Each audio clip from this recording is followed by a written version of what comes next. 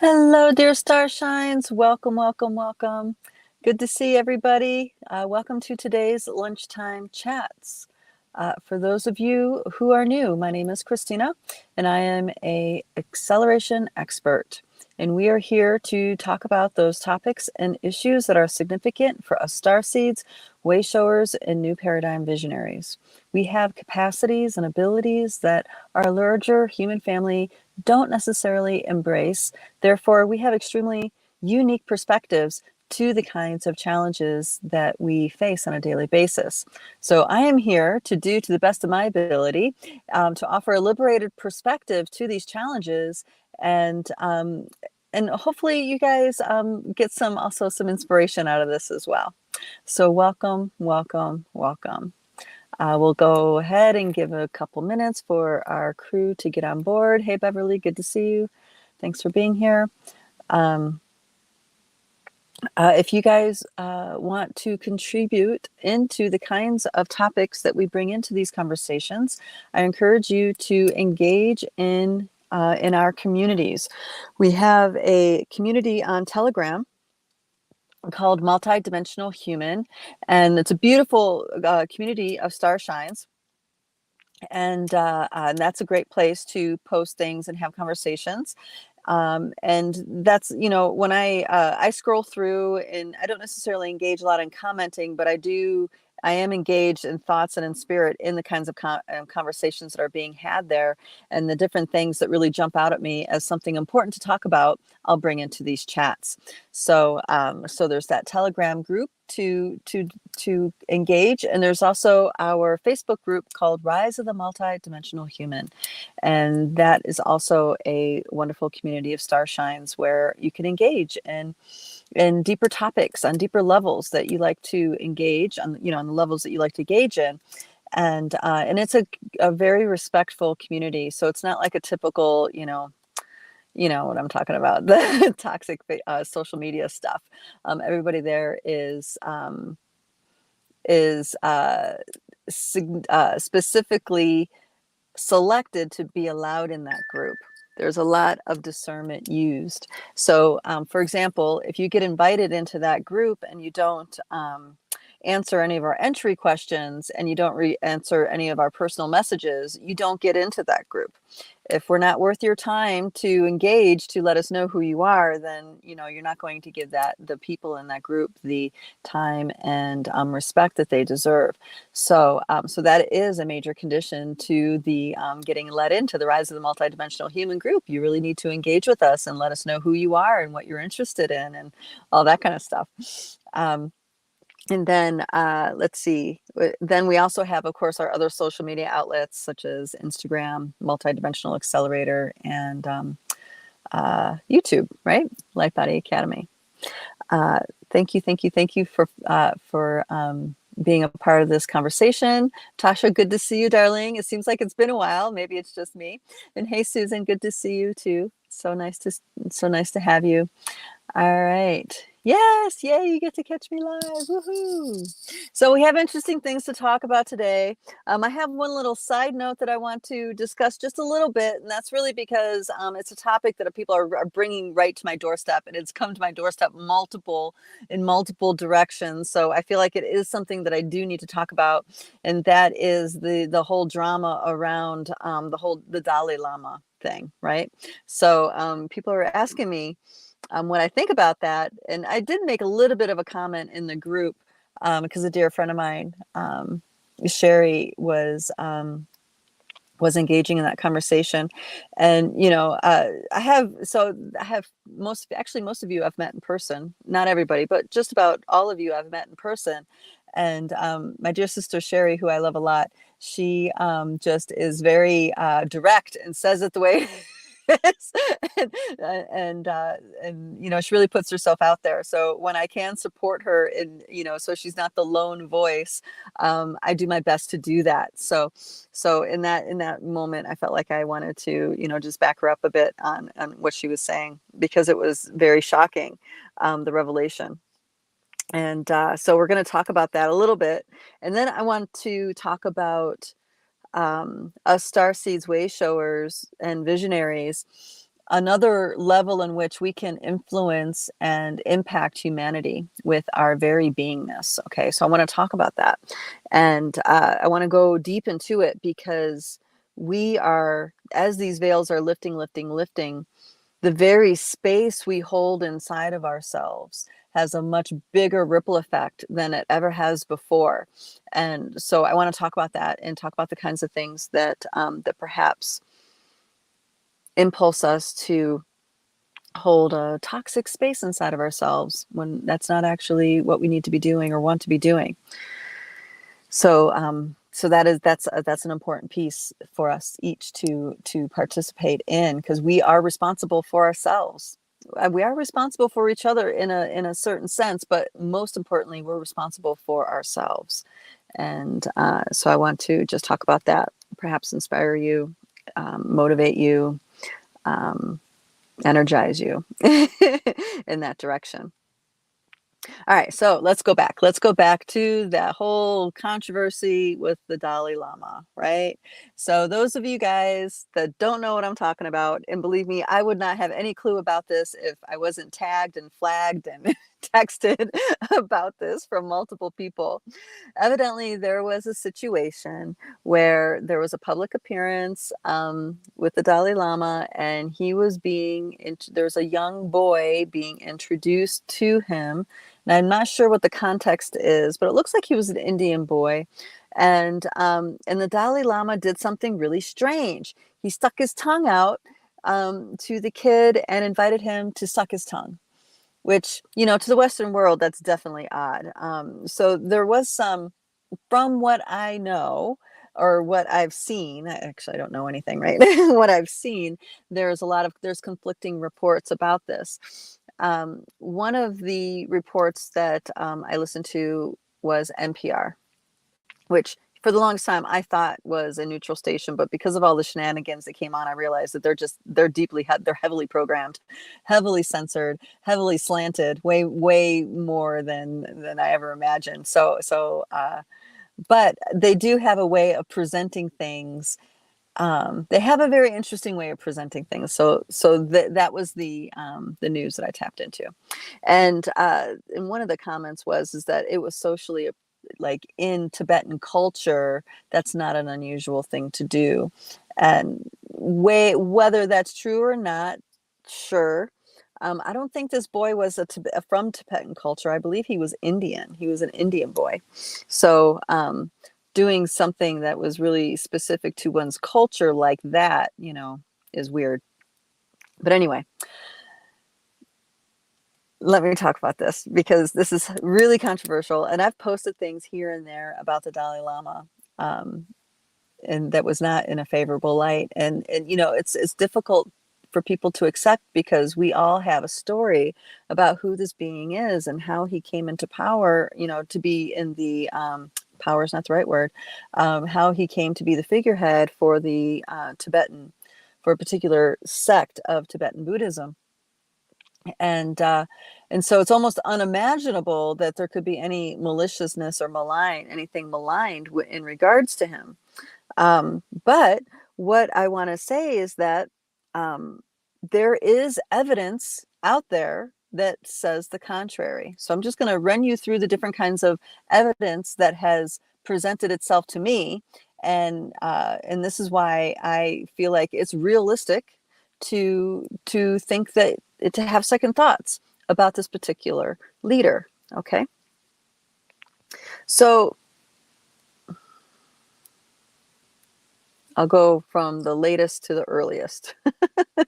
So there was a post on the Rise group by Dear Sister Christina, with a K, that was a video of a trauma therapist. And she talked about what it looks like, how spiritual leaders and how people in authority in the sphere of youth, guidance and mentorship and stuff, how these situations come to be. And she watched the particular incident that we're talking about with the whole tongue sticking out thing.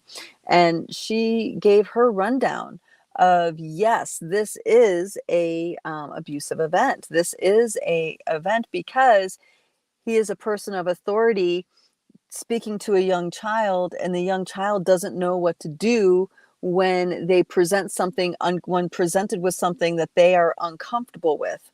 So when you have a person in authority, a pastor, a priest, a school counselor, a camp counselor, anything like that, and you're put into these situations, most often the child does acquiesce because they're confused. They don't know what's going on.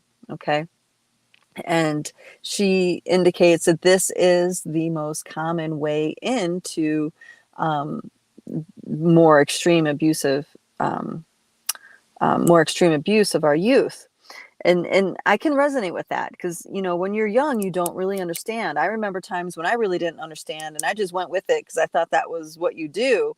More than a few times, it wasn't until I became a teenager and became really snarky and with a bad attitude did I realize, oh, wait a minute, I got some power here. You know what I mean?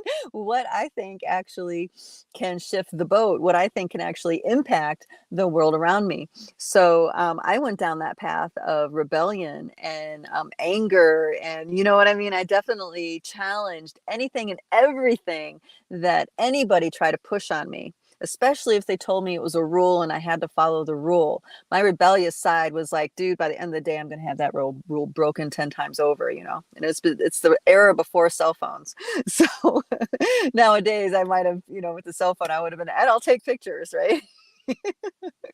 But anyway, so it took that level inside of myself to even get out of that groove of how heavy that influence is of our leaders, of our mentors in that youth sphere. So when I heard the video, and it's posted in the Rise of the Multidimensional Human group, if you guys want to check it out, in that video, I really can relate to what she was talking about. And then you can also connect this into all the other abuses that have happened to children within the spiritual sphere and educational sphere. You know what I mean? When you have a mentor or someone of authority looking over a group of children. So there's that piece of evidence, right? And it could be cultural misunderstanding. This is just one piece of evidence, whatever. All right. But then I had a dear sister, Starshine, in our own group confirm something that I posted a while ago. And that was that I posted a while ago in the Telegram group, and it was evidence and accusations about the Dalai Lama being a Chinese/CIA plant. Okay, he was installed in office, not rightfully. He was, the manipulation forces at Bees leveraged the power that they had to put him in, to install him in that position. And of course, there's always an agenda behind that. So I posted that, and dear sister Starshine, who has studied in Buddhist, in Tibetan Buddhism for many, many years, confirmed that her teacher, I believe it was her teacher, also had similar comments about the Dalai Lama. So there's that. There's that little piece of corroboration. And many years before that, I had a dear friend. I'm not going to say her name because she's still in the order.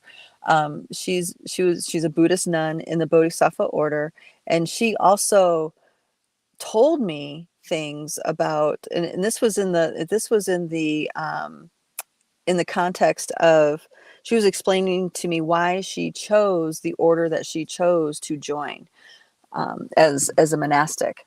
And because I asked her, what about Tibetan Buddhism, and because her vibe is really close to that, but she was in the Bodhisattva order, which is of course different. And anyway, she explained her journey, and then she also shared with me that in the deep monastic Buddhism world, he is not considered the rightful leader of the orders. And then she went on to explain that his specific order are awful, absolutely awful in their record of how they treat women and how they treat the nuns particularly. And the nuns, I guess it's really well known that they endure really intense abuse from the monks in his order. So I thought, I was shocked. I was absolutely shocked by that. And I was like, wait a minute. This is like completely challenging my idea about who this man is, And, because he's so worshiped and glorified and, is painted as a really magnificent leader who really rises to these challenges and faces a really difficult time. And which was the invasion of the Chinese into Tibet. And of course, there's issues with Nepal as well. So that was another level of evidence that happened for me, and this was many years ago. Gosh, I don't know, maybe about 10 years ago. And then I started to realize, there's a lot of narratives that are going on, and especially in the movie sector. And please hear me out here. Movies are made for lots of reasons. Yes, to make money, to tell a story, to influence the narratives, all this stuff. But movies are also made to act as a release valve to something that has been suppressed. That collective field, the energy builds. And I've talked about this before. And eventually, it has to get a release valve here and there. And I remember that there are several movies that depict either Nazis or some other mysterious invaders going into these sacred temples in Tibet and taking their artifacts, and with a specific purpose of opening these interdimensional portals and pulling through an entity. There are many, many movies that have this in it. I mean, even Indiana Jones, right? The first Indiana Jones movie was about the Nazis getting a hold of a sacred artifact and opening up a portal just to explore, just cause. But there's others as well. And I realized, the reason why it's repeated over and over again in these different movies is that it's a release valve. It's releasing something that has been kept very secret. And it's not, and remember, the Nazis never went away, guys. They just blended in with, with different, with other countries. There's a lot that went to South America, and there's a lot that went to the United States. I mean, really the higher echelons of the whole Nazi order, they were not, they did not go through the trials of the Hague. They got reassigned identities and got submerged into the different ruling classes, scientific classes of different countries. So the agenda that they held never died. The true secrets and treasures that they collected, as in the mystical treasures, never were recovered. Okay, so there's evidence here about this, right? Okay, so there's that kind of evidence, and then there's also the other reason why they make movies, and that is to propagate a narrative. And the narrative that comes to my mind is the movie 7 Years in Tibet. I don't know if you guys remember that movie with Brad Pitt. See, and he's another one of those guys, that is connected into the system. So so that movie, the narrative of that movie, also brings me to a place of questioning. Because it was a narrative that teed up a particular movement, remember Save Tibet. That was a major campaign. There was lots and lots of money raised, billions of dollars raised over many years for that cause. Where did that money go? What happened to it? Nobody knows. Nobody's asking. They just want to be dedicated. You know what I mean? They want to support the cause. And then you have the fall of the sacred temples, the sacred ancient Buddhist temples. And this is not just the Tibetan temples that fell, okay? The Taoist temples, the temples in China, in Japan, in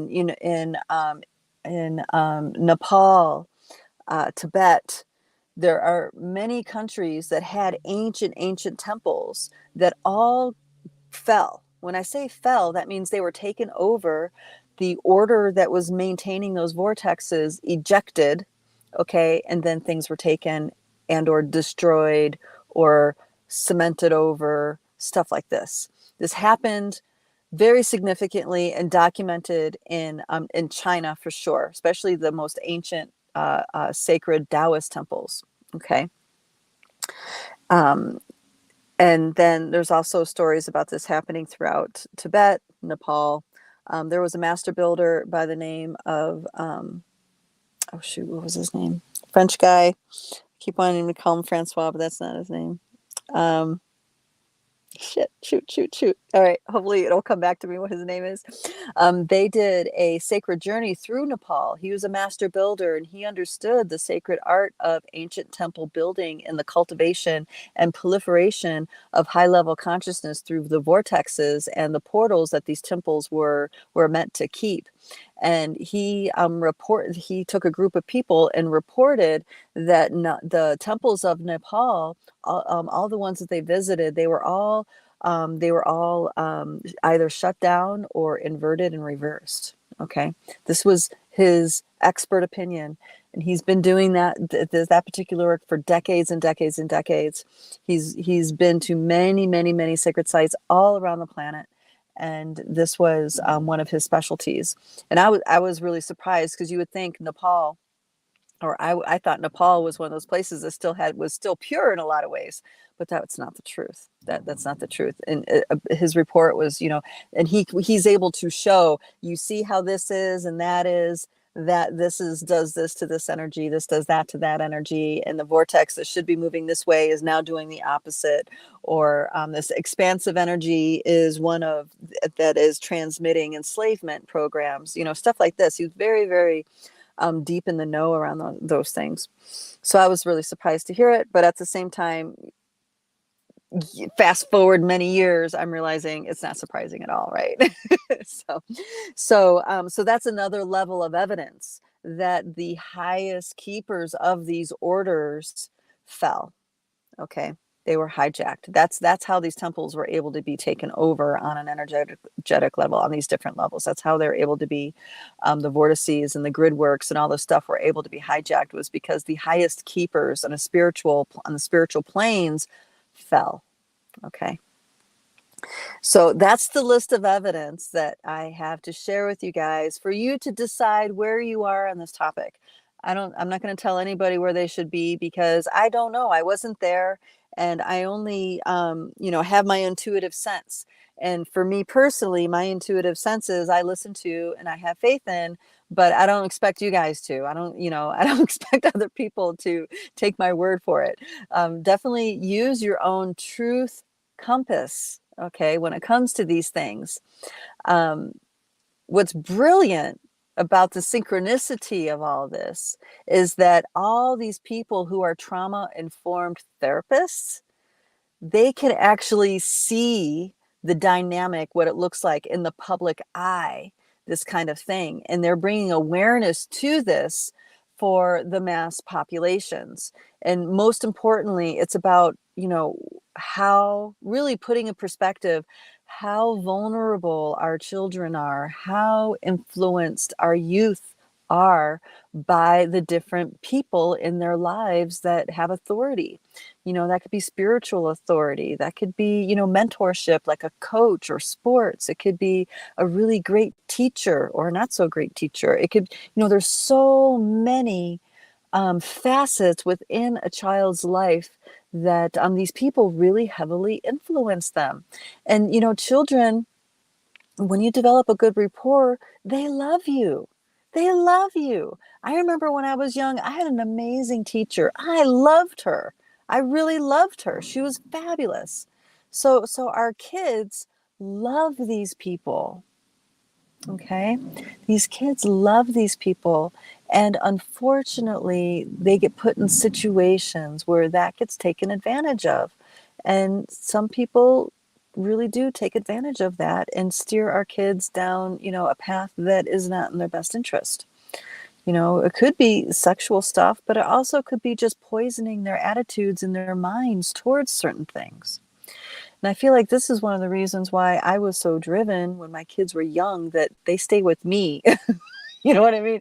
I want to be the influencer in their lives. I don't want all these other people, like the daycares and the schools. It's like that didn't sit right with me, because I knew I was not in alignment with most of those people. Okay. So this is in a lot of ways, the way these trauma therapists are looking at the situation and sharing about it. This is an amazing blessing, because this is a potential for parents to wake up, to understand that they really need to be involved in their kids' lives and who is in their lives, right? Who has influence within their lives, and to talk about it, to ask questions, to see how things are, to really connect with your kid and understand what kinds of things are happening in their lives, what's influencing them. How did their day go? You know what I mean? Now, when they're young, they're more likely to talk about their day than when they get older. As soon as they get into 11, 12, 13, then, that's like pulling teeth, getting them to talk about their day. But until then, they want to know. They want you to know. They are really willing to share with you, as long as, you're a respectful kind of listener, and they feel better having talked to you. As long as that's the kind of relationship, then it's really, really worth it for them and for you. So you can get a beat of what's happening for them in their lives. Okay, so moving on from that, if you guys have anything you want to add, if there's other evidence that you know of, definitely put it in the comments. This will help people either confirm, corroborate, or just get people to think. I think being able to think differently than how you have in the past about something is a really important thing. It's a sign of your willingness to grow, to change, to revisit. Oh boy. Okay, so dear sister Laurel has something to say. She says the Dalai Lama was born Muslim and was appointed Dalai Lama not in the traditional way, very suddenly. It was well known his brother runs guns for the CIA. Needles in a very large, dark haystack. Holy crap, I didn't know any of that. Is that true? What? Who's his brother? See, this is how the rabbit hole begins. Who's his brother? Oh boy. Oh boy. Okay. Thank you, Laurel, for that piece of information. That's very interesting. You guys, you can research that for those of you that are really good with your research legs. And please, whatever you come up with, share in our group, share in the Telegram group or in the Facebook group. We want to hear you. We want to hear from you. What did you find when you researched that information? Holy moly. Jeez, oh man. See, just when you think you have a clue, and then it gets, the rabbit hole gets richer. Yes, it's true. And there's much more. Wow. Oh, Beverly says, careful what you say here. LOL. That's true. I know we've been shadow banned multiple times, more than once. Jeez, oh man. Can't help it. We just go there, right? All right, let me get to this next piece, because this next piece is more about what you could be doing, what I could be doing, what all of us could be doing to magnify our impact within our collective field. So that's magnify our impact with our loved ones, the people close in our lives, but also the larger community. Okay, because I know a lot of us, we're here for a purpose. We know we're here for a reason. But so far, the different kinds of ways of leadership and wayshowership maybe don't resonate with us, or we're just too, not ready to make that kind of step forward. Okay. So I want to talk to you about these pieces, because what I'm seeing more and more and more, and I have to thank my dear beloved Starshine for showing this to me, because I mean, this is really profound. You know who you are. There's a space that we hold inside of ourselves. And because of the veils have lifted as much as they are, this space we hold inside of ourselves has a profound, deep impact in our realities, plural. So it's not just the 4D collective reality, it's also the realities, the multidimensional realities within our biosuit. It's the realities within the telluric realm. It's the realities connected into the Fae and elemental worlds. It's the realities connected into the Sasquatch realms, okay?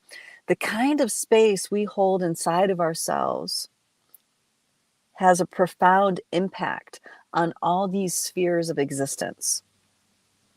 And I don't mean it just anecdotally, I mean quite literally a direct impact. Okay. So, and this is why I believe a lot of the elemental realm beings, the She, the Deodyne, the Sasquatch, they are coming forward to help us remember how to properly behave when we're within all these spheres. When all these spheres and fields are open, they're putting a lot of effort into helping us remember how to properly be in right relationship with all these spheres when they're open and active. And the piece I want to bring forward is how we be in an everyday way, not just when all these fields are open. Because that's different. When we practice how we be in right relationship within ourselves on a daily basis within the chaos of this human collective, those moments, those opportunities, when those other veils, other spheres overlap and the portals and doorways with these other realms open and these beings are now sharing space with us, we are already prepared, we are already trained, we are already in harmony, in alignment to be able to engage with these beings and really show up for the opportunity. Okay, so we can show up and make the most out of the opportunity. Okay, that's why I want to bring this to you, because there's things we could be doing in our everyday human chaos to help cultivate the inner strength of how we be inside of ourselves.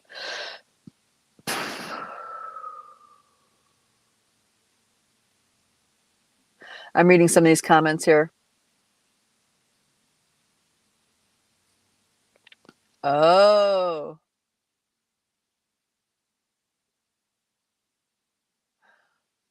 Oh, okay. So there's some more in these comments about the Dalai Lama. And there's there's a few things in here you guys are going to want to read potentially.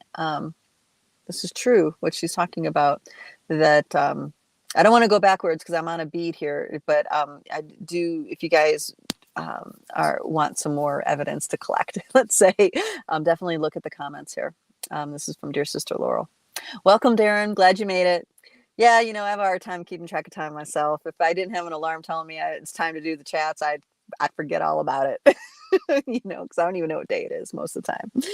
Okay, getting back to, so our everyday world, our everyday experience, what we could be doing to really take full-on responsibility of the space we hold inside of ourselves. So I feel like the big piece, the really big piece to address is enslavement. What does enslavement mean to you? What does enslavement mean to you? Okay. What kinds of things come to your mind when you think of people being a slave? Okay. Is it a slave in the literal sense, like sex slavery or physical labor slavery? Is it like that? Is it other? Does it go into other realms for you? Because I sat with this. What does enslavement mean to me? And really, it means, some place inside of my life where I don't have sovereignty, where I don't have command of how I spend my bandwidth, how I spend my life force energy. Doing things we don't like. All right. So Beverly says, doing things we don't like. That to her, that's enslavement. No possibility of freedom. That's what Laurel chimes in with. Darren, to me, time is really speeding up. Yeah, it is. It is. It is. Yeah. So there's a little lag here with that one. Okay. So, so I sat with this for some time this morning, and I had a very unique space this morning to be sitting in, because I was in a place of lots of joy, but also uncomfortable vulnerability, and then also contemplating this: what does enslavement mean? Because I realize that it can be so subtle, we don't even know. And we can get so used to it, we don't even know. Okay. I had a conversation with a dear Starshine, was it yesterday. And from the outside looking in, you would think this woman has it all, a wife, a family, stay-at-home mom, has really nice house, nice things, lots of privilege in so many different ways. But this poor dear sister Starshine was miserable, not happy, not well, not able to do the things she wants to do in her life. Okay. She quite literally was enslaved, not just physically, but emotionally, mentally, spiritually. I saw this after we got off the call. I realized she's enslaved on all these levels, and she has no idea how she contributed or even created it. Okay. Okay, Susan chimes in with, enslavement is where my will is not recognized. Okay, that's a good one. It's interesting. You guys are keeping it in the mythic like that. You're not being really specific. Which just shows on the level of which you guys are operating on. That's all. That's all. I mean, you're an expanded level of understanding here. Okay, so I was able to break this down. What is the feel? And I realized that across the board, especially in the West, but across the board, humanity is definitely enslaved financially. Okay, and that takes so many forms. And I, there's lots of evidence of this. And one of the biggest is that I have friends and family that are affluent, that have lots and lots of assets. Really what someone would call well-off, millionaires, billionaires, right? But quite literally, they are enslaved. They are enslaved to not just their financial situation, they are also enslaved in the social status that comes with it. They do not have freedom. Matter of fact, there's this old saying that I believe it was Biggie Smalls made popular in a song with P. Diddy, the more money, more problems. Okay. And that is the truth. The more money you're playing with, the bigger the problems are. And they're no small thing to shake, to shake a stick at. And, I feel for my friends that are in those situations. And at the same time, the most toxic thing in their lives isn't necessarily what they think it is.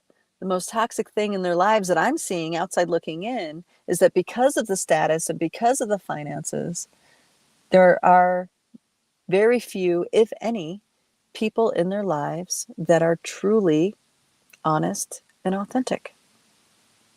Everybody wants something, right? Can you imagine living a life where you couldn't trust why anybody is with you, why they're friends with you, why they want to be around you? Because, chances are they all want something, How do you be vulnerable in that? How do you get a clear reflection of who you really are in that, right? Mm-hmm.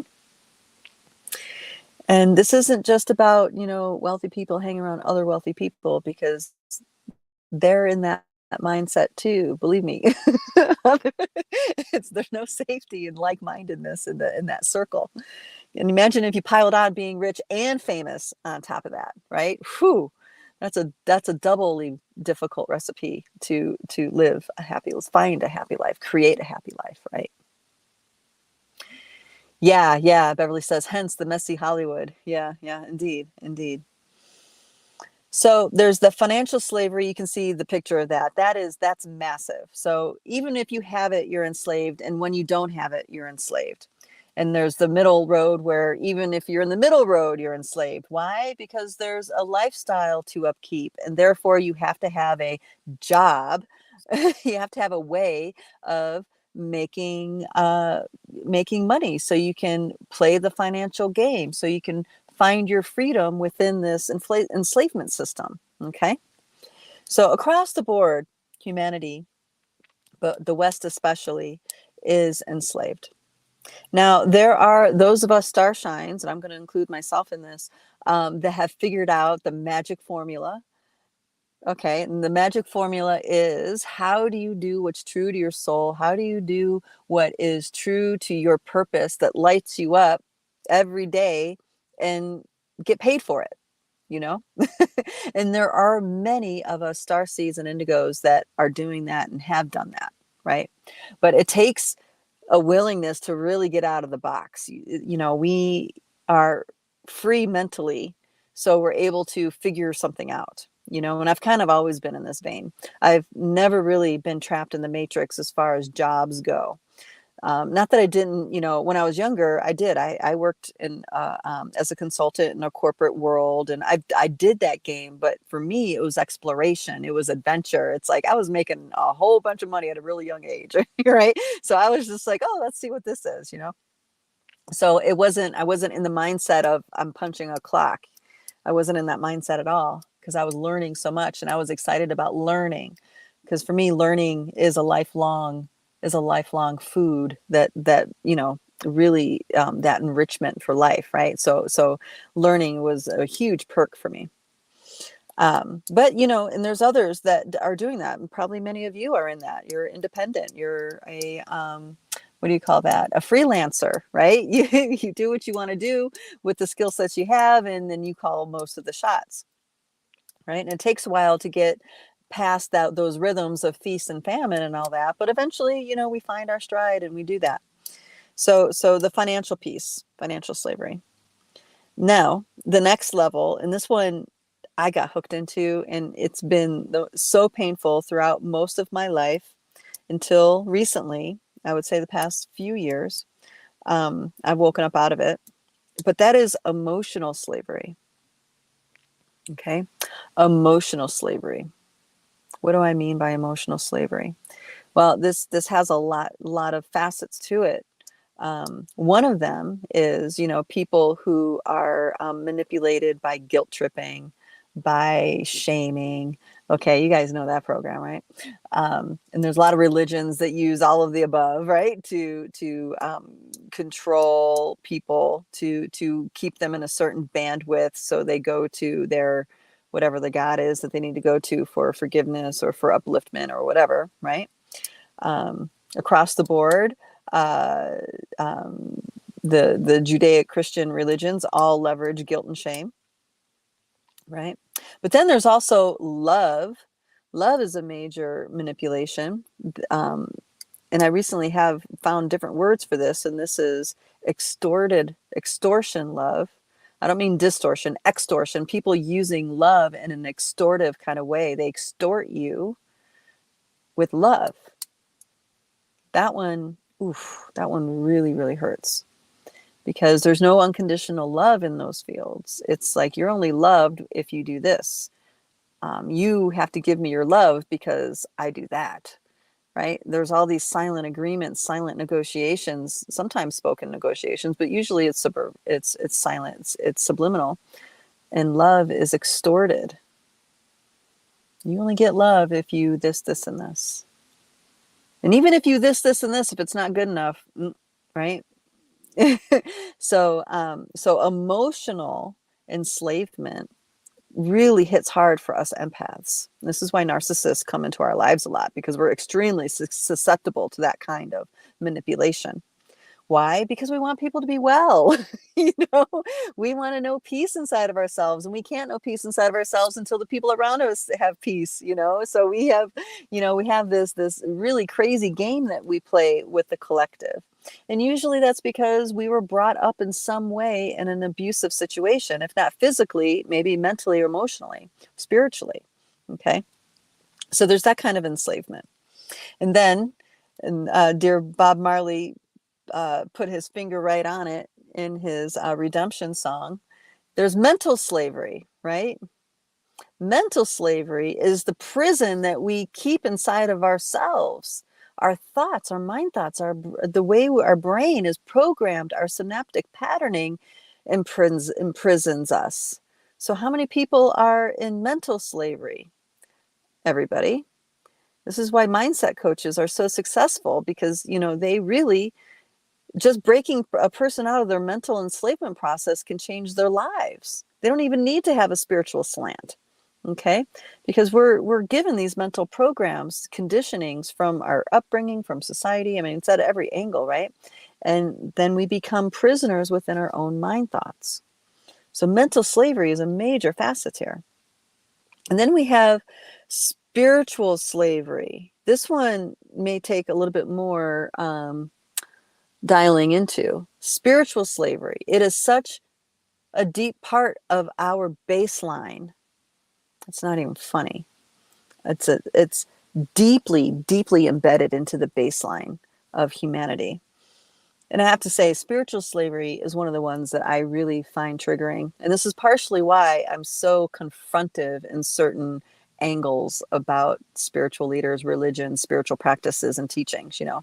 I'm pretty neutral about most things, right? Or accepting, if not neutral.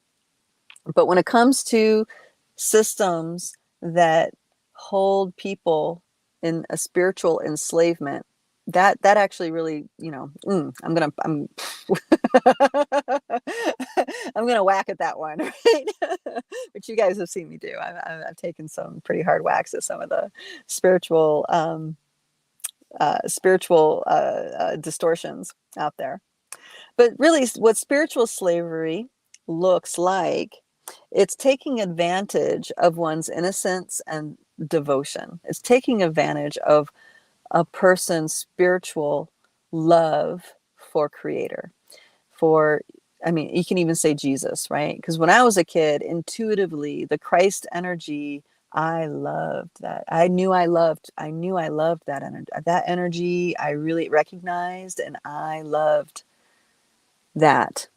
And because I was brought up in a more conservative Christian mindset, I thought that was Jesus. So I would say how much I love Jesus, okay?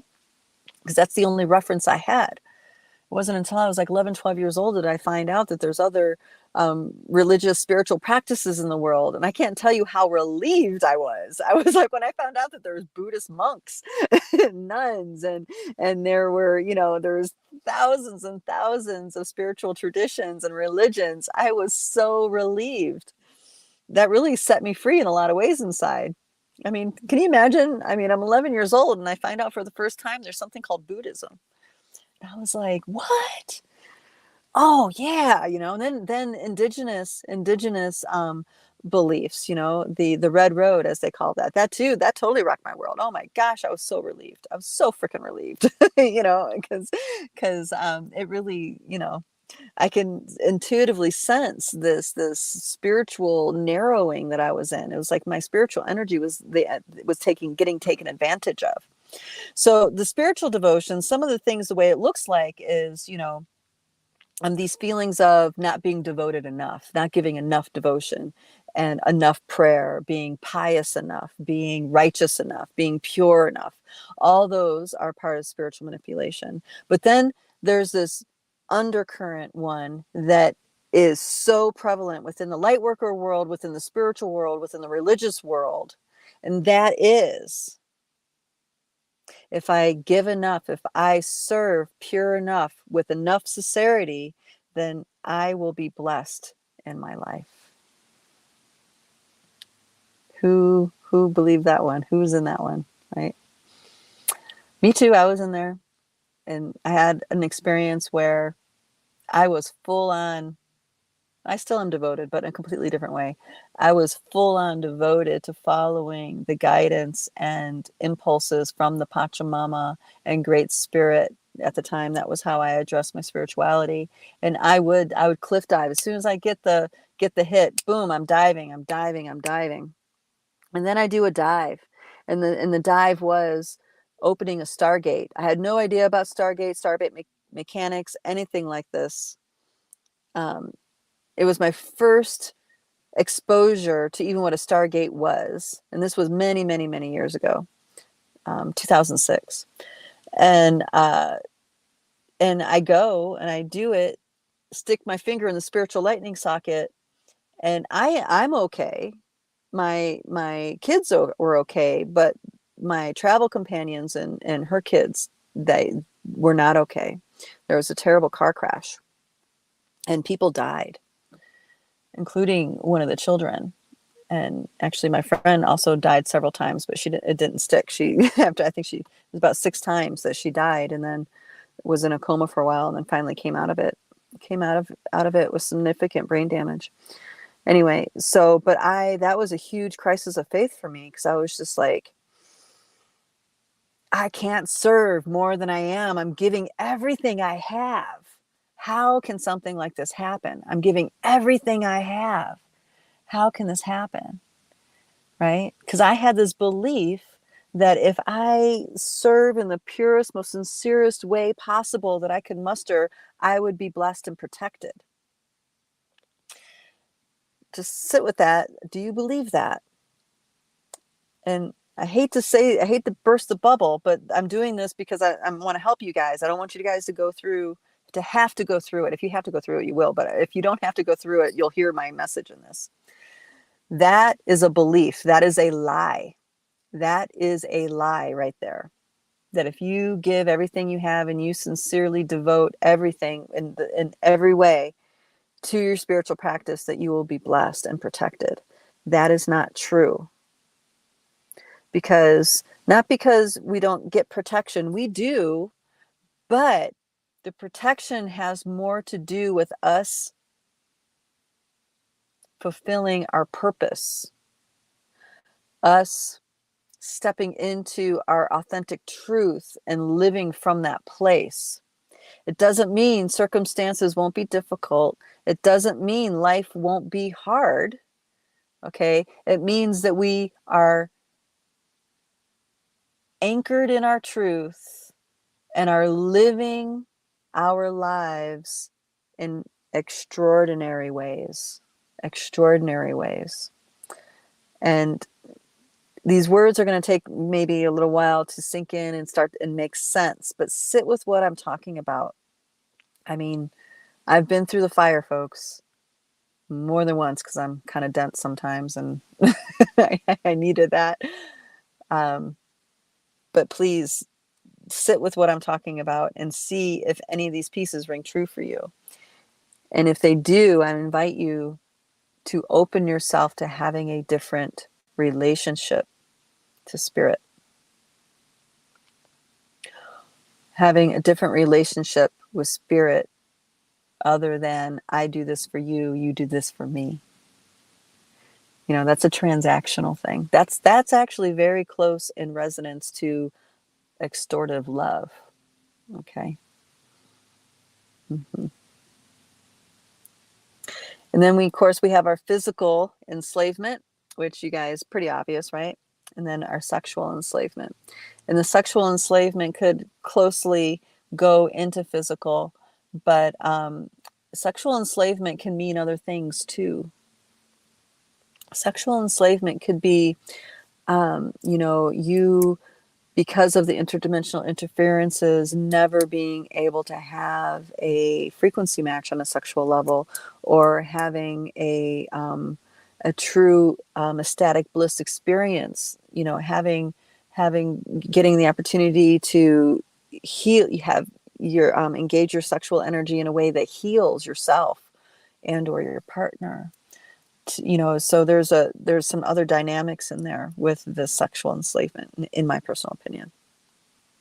So you want to go, if you can, just make this list: financial, emotional, mental, spiritual, physical, sexual. And if more come to you, expand on the list, and then sit with this. Write out all the ways that you don't feel fully free in these areas. Okay? Write out all the ways you don't feel fully free in these areas.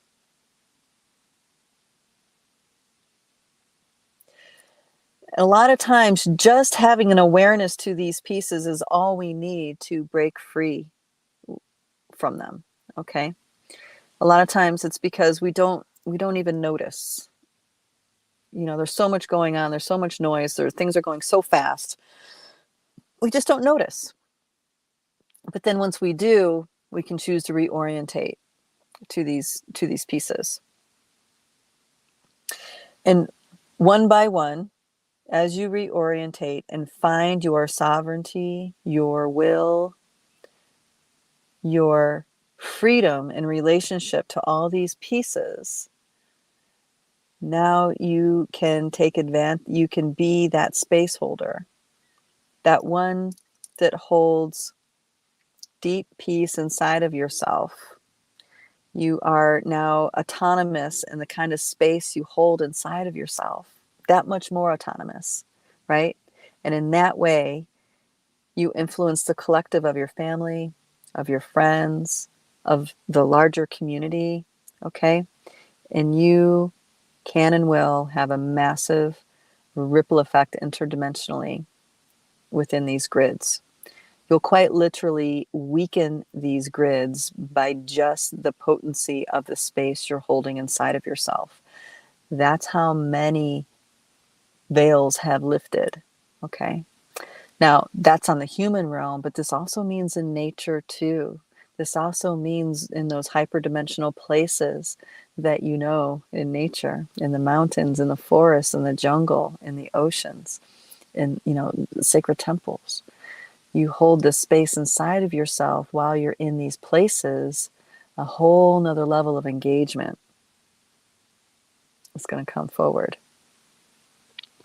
And these engagements, I'm telling you right now, from what I'm feeling, seeing, they are game changers. They open us up in such a way that it's joyful, it's ecstatic, it's blissful. There's so much gratitude and appreciation in those spaces. So we quite literally have what some might call a religious experience by simply going into these spaces, holding a certain kind of space inside of ourselves. Okay. We bring blessings to ourselves and to all the beings around us. Just imagine the scenes of, do you remember Snow White? Just imagine the scenes of Snow White and the Seven Dwarfs, when she's in the forest and she's singing with the birds and she's, just swirling around, enjoying nature, collecting her herbs. Okay. That is a true existence for us that's possible. Okay. Not that I'll ever sound as good as her. Her voice, in her singing voice. So be realistic, right? I'm also kidding. Yes, I'm making myself laugh here. All right, I'm going to go back to some of these comments and then, oh, look at that. It's 1:00 already. I'm going to have to wrap up. So thank you, everybody, for being here. Let me go ahead and get to these comments and then we'll say our farewells, dear loved ones. All right, so let's see. Okay, so we have our enslavement meetings, and then we have, the mess in Hollywood. Oh, Laurel had some more to chime in about the Dalai Lama. She says, on that note, the Dalai Lama is the spiritual leader as well as the political leader. There's not much more needed to be said there. Okay, so politics is definitely intertwined with spirituality in this way. Now, I know you go right to that. There's a lot to be said there, and I think I agree with that. But I am having a thought in the background. Just imagine, and this stems from my visit to Uxmal, which is the temple of the magician in the Maya land, which isn't Mayan at all, that temple, that complex. Anyway, and that is, imagine our political landscape if it was informed by our spiritual truths, our cosmic nature. Imagine how the political realm would be if that were the case. I'm not saying that's the case here, right? I mean, for sure, political, spiritual, they definitely, the agenda of one is going to overtake the other. Absolutely, right? So, I feel you in there, but this is more of like an envisioning kind of thing. Like, just imagine if our political leaders really had a sincere intent to truly to take care of humanity and the planet and nature. Just imagine if our leadership had that level of spiritual alignment with cosmic order. Wow, wow, wow. My whole body shifts when I think about that. All right, and then dear Sister Beverly says, my parents are like that, and I always call them out on it, and it turns into a debate. Okay, she's referring to the devotion thing, the devout thing. If I am devout, then dot, dot, dot, dot. If I'm devout enough, dot, dot, dot, dot. Yeah, yeah. Well, you know what's interesting, and if I remember right, I think, was it your mom, one of your parents is Thai, maybe?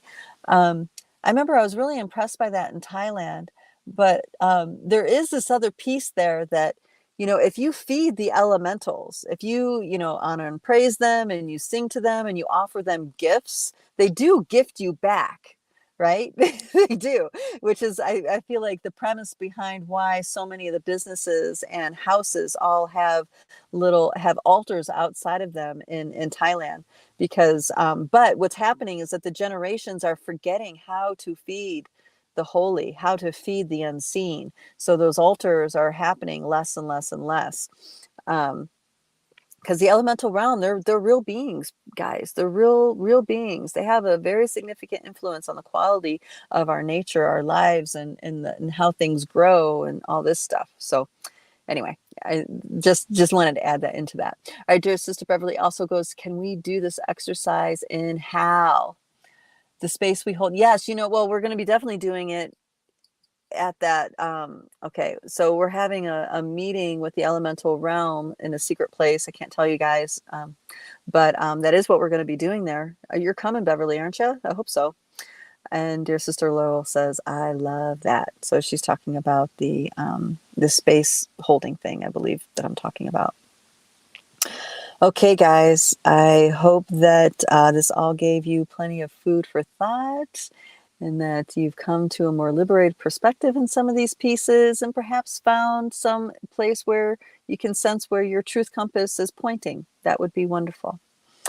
If this video was helpful, please make sure you like and subscribe and share it with somebody if you feel like they can benefit from this information. We do everything organically here. There's no paid advertisements or anything like that, so I'm never going to monetize this channel. But it does help us with the algorithms if you guys like and subscribe and comment on these videos. So I appreciate your support if you can do that. Right now, our Dreamtime Healing Project is open for new enrollments. You guys can check that out at lightbodyacademy.com. In the Dreamtime Healing Project, we quite literally go and utilize the frequencies, our ability to navigate the dream realm to do our part in the responsibility of dreaming our world into being. So it's extremely potent group made up of people from all over the world.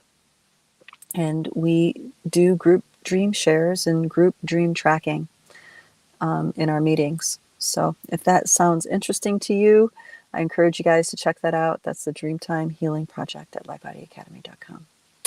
All right, guys. Thank you, thank you, thank you. Mwah. Love you so much. We'll see you guys next time. Bye-bye.